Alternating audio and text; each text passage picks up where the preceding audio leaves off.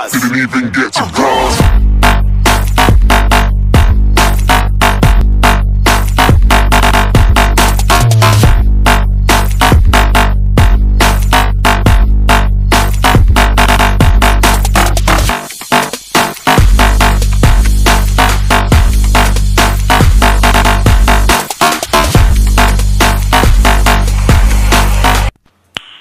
Nice.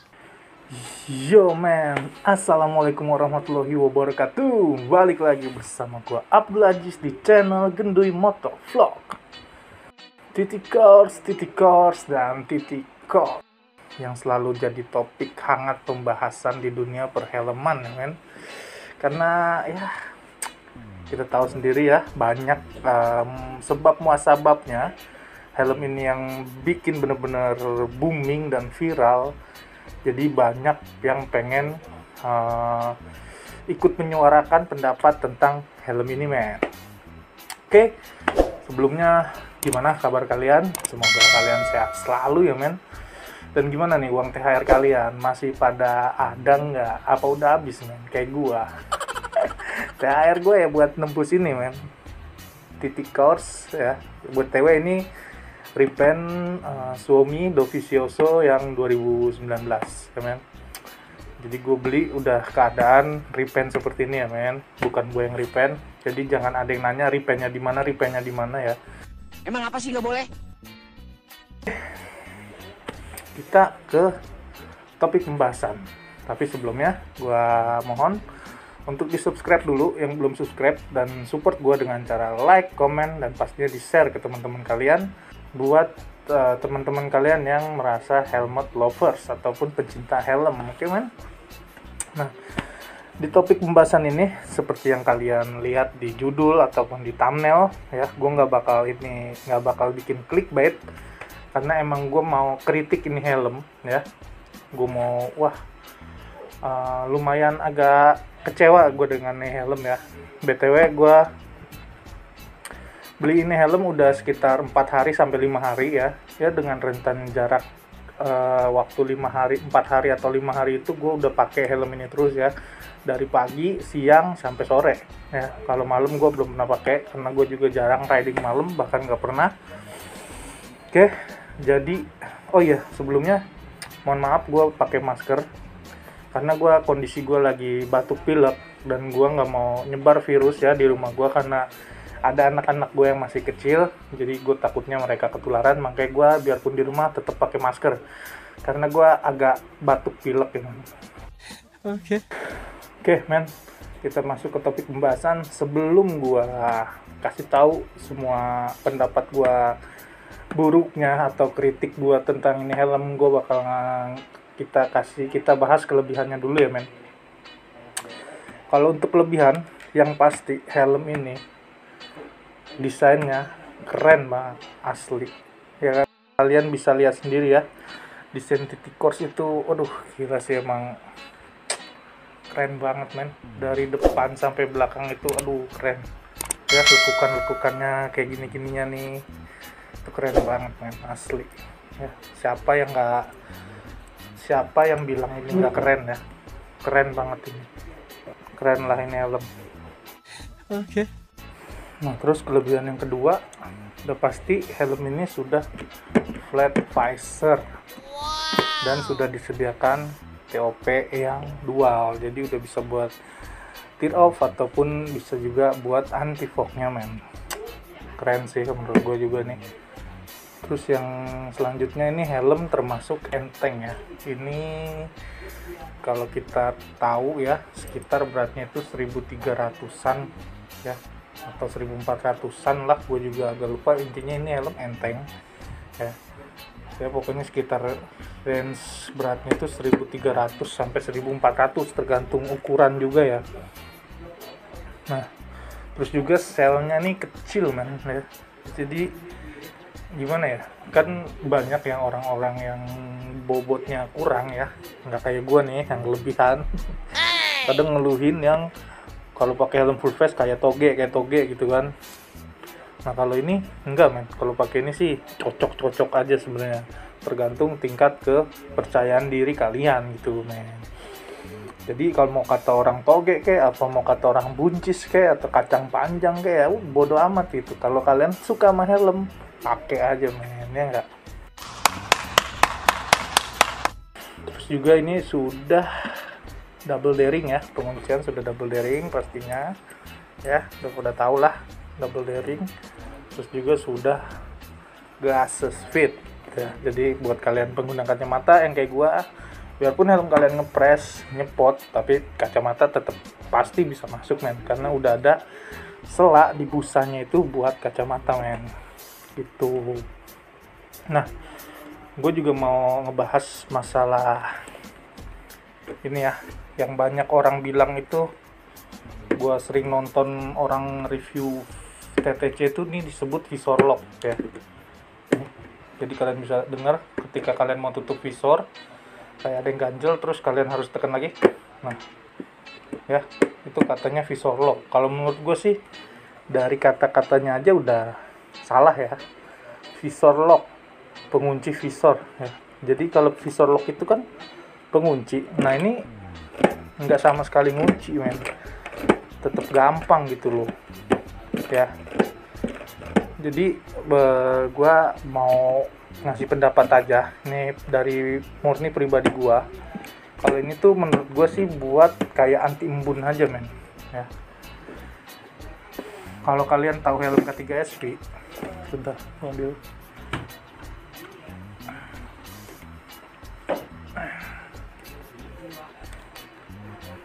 nah repot loh nih gue. Nah, kalau kalian tahu Agivi K3SP, wah visor gua ngebul buat debu. Di ini fiturnya dia kan ada buat inian visor ya nih. Kalau kalian bisa lihat. Jadi ini fungsinya buat nahan visor biar nggak ketutup rapet tuh. Jadi buat meminimalisir embun ya. Nah, kalau mau ditutup lagi tinggal tekan. Nah, seperti itu men fungsinya men. Ya, kalau menurut gua ya tuh itu men, jadi buat meminimalisir embun. Nah, begitu juga di titik course ya. Jadi sebenarnya ini fungsinya buat visor nggak rapet dulu kan, kayak ngeganjel gitu, belum rapet kan tuh, masih ada celah. Kalau kita mau rapetin tinggal ditekan ya. Emang kedengarannya kayak visor lock gitu loh, tapi bukan visor lock, bener-bener bukan visor lock, bukan kayak katanya juga semi visor lock, enggak. Visor lock masa kok ada seminya gitu, padahal ini karena ini nggak ada, pas kita gini nggak ada susah-susahnya, tetap sama aja tuh ya. Jadi bukan visor lock ya men. Oke, itu pendapat gue pribadi. Kalau ada yang mau diskusi silakan di kolom komentar ya, kita ngobrol bareng ya. Oke, sekarang gue mau masuk yang bagian gue pengen bahas banget, kekurangan dari helm ini. Ini murni pendapat gue, ini gue curahin, gue pikirin dari bener-bener dari pemakaian gue selama 4 hari pakai helm ini men ya. Jadi murni pendapat gue. Jadi kalau kalian ada yang mau membela ya, ataupun ini nggak gini, ini nggak, silakan tulis di kolom komentar men ya. Kita bisa ngobrol-ngobrol ya, nggak usah pakai emosi, santai aja, karena pendapat orang masing-masing ya men, beda-beda ya. Ini pendapat pribadi gua tentang helm ini ya. Jadi menurut gua, kalau kalian mau beli helm ini dengan harga baru ya, ini harga gua cek tadi di marketplace ataupun di googling, gua cek itu udah harga 1.700.000 ya, yang udah motif pembalap. Jadi dari harga range yang polos sekitar 1.250 sampai 1.3, sampai yang paling mahalnya 1.700.000 ya. Wah gila, kalau menurut gue sih itu nggak worth it kalau kalian mau beli baru ya. Dengan fitur ya, kalau masalah desain itu terserah kalian, karena masing-masing punya selera desainnya. Tapi untuk fitur ini menurut gua helmnya nggak worth it banget men, dengan harga 1.700.000 ya. Oke, yang pertama yang gue mau bahas, visornya itu tipis ya. Terus juga kalau dibandingin sama gue juga kan dulu sempet pakai GP Prime ya, sempet beli itu jauh banget men kalau sama GP Prime itu tebel banget sih, mantep banget ya. Jadi menurut gue kurang worth it pertama di visornya tuh tipis ya. Terus juga yang gue nggak habis pikir itu visornya aja ikutan goib men harganya ya.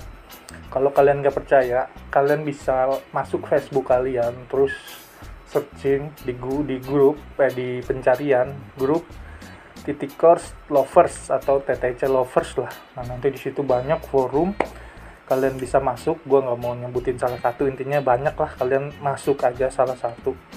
Nah di situ pasti ada aja tiap hari orang yang nanyain pemasangan kaca film. Ya, gue pikir kenapa ya pada demen kaca film nih di helm /course gitu kan. Tadinya kan gue belum tahu ya. Ternyata pas gue searching lagi itu harga visornya wah gila-gilaan men. Yang paling gue kaget itu pas visor Iridium Red Gold seharga 750.000. Nah gue nggak tahu itu harga aslinya berapa, maksud gue harga dia beli baru berapa.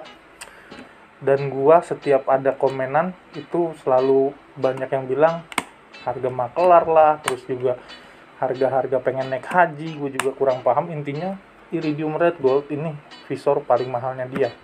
Kalau yang gue lihat-lihat ya, itu sampai 700 sampai 800 ribuan men. Gila nggak lu? Seharga helm second kayak Vendetta lu udah dapet men. Ataupun kalian nambah dikit lagi 200 atau 300 sudah dapat helm /course yang second malah. Gila nggak lu men? Gue juga nggak paham kenapa bisa mahal, dan katanya ya sama bahannya setipis ini gitu loh, nggak ada bedanya. Terus juga ini men, spoilernya ini ringkih banget ya men. Udah ininya nih, ini tuh ringkih banget, udah kayak agak tipis juga dia ya. Nih kalian bisa lihat dia tuh sebenarnya nggak terlalu tipis, cuma karena tulangannya cuma ada di pojok sini sama di tengah, bagian sininya kopongan. Nah itulah yang bikin kayak ringkih men. Nih kalian bisa denger ya, tuh kalau digoyangin pun bunyi dia tuh. Jadi gue ngerinya kalau kalian helmnya nggak sengaja jatuh dari motor ataupun kalian crash, ini pasti patah men ya. Kayaknya sih pasti patah ini karena tipis banget, dan juga tulangannya kurang kenceng. Tulangan tuh maksudnya kayak pondasinya lah ya, kurang kenceng men, kurang banyak lah pondasinya ini. Masa? Nah terus ini yang paling gue kesel banget temen nih helm ya men. Gue kemarin hari Sabtu gue main ke tempat bokap silaturahmi, itu yang rumahnya di ke daerah Ciputat ya. Gue jalan itu tengah hari bolong men, jam 10:30 gue jalan ya. Nah gue jalan itu cuaca lagi terik-teriknya men, lagi panas banget. Nah gue pakai ini helm men, karena gue pengen keren ya nggak, karena helm ini kan keren buat nutupin muka gue yang hancur ya kan. Gue pakai ini helm dan gue nggak nyangka banget, bener-bener wah gila, gue aduh kesel banget gue men. Ini panas banget men helm, asli panas banget, nggak ada angin sama sekali ya. Sebenarnya ada angin cuma dari mulut, cuma dikit banget men, hampir nggak berasa gue ya. Padahal ini gue buka semua ventilasi. Itu gue kesel banget, sampai gue di jalan pergi sama pulang itu visor gue buka terus men, nggak pernah gue tutup ya, gue buka terus karena gue saking panasnya. Dan itu bukan karena macet, gue kondisi jalan men, tapi keringetan gue gitu loh, wah gila sih. Nah gue ketika sampai rumah, gue nggak pakai basa-basi, gue taruh tas, buka jaket, buka helm, gue langsung bongkar ini helm men. Dan ternyata krownpadnya nggak bolong men, nih krownpad bagian sininya, bagian ventilasi jidat itu nggak bolong men. Asli gue kesel banget, gue kaget juga ya, asli gue nggak nyangka banget. Jadi di sini dia bolong, Terus juga di EPS-nya dia bolong, ada bolongan 2. Nanti kalau itu gua fotoin. Tapi di crown pad-nya dia nggak bolong, men. Jadi angin cuma sampai ke sini doang, ke crown pad gitu, nggak nembus ke jidat. Wah, gila kata gua. Pantesan panas banget, men. Asli gua di situ, aduh, gila nih helm. Tapi ketika gue pakai ini helm pagi sama sore pas gue berangkat kerja ya, belum terlalu berasa sih panasnya. Cuma emang kalau masalah angin masuk nggak terlalu. Cuma karena keadaan pagi sama sore jadi nggak terlalu panas, men, ya. Terus juga ini yang kalian tahu ya, kalau kalian emang user TTC nonton ini pasti pada setuju, helm ini berisik banget, noise anginnya parah banget ya. Itu gue jalan sekitaran 50 km per jam aja angin udah gila, gibahan tetangga kalah itu, men, kencengnya. Mulutmu ini Parah ini, men, asli. Gue juga nggak tahu ini angin masuk dari mana ya.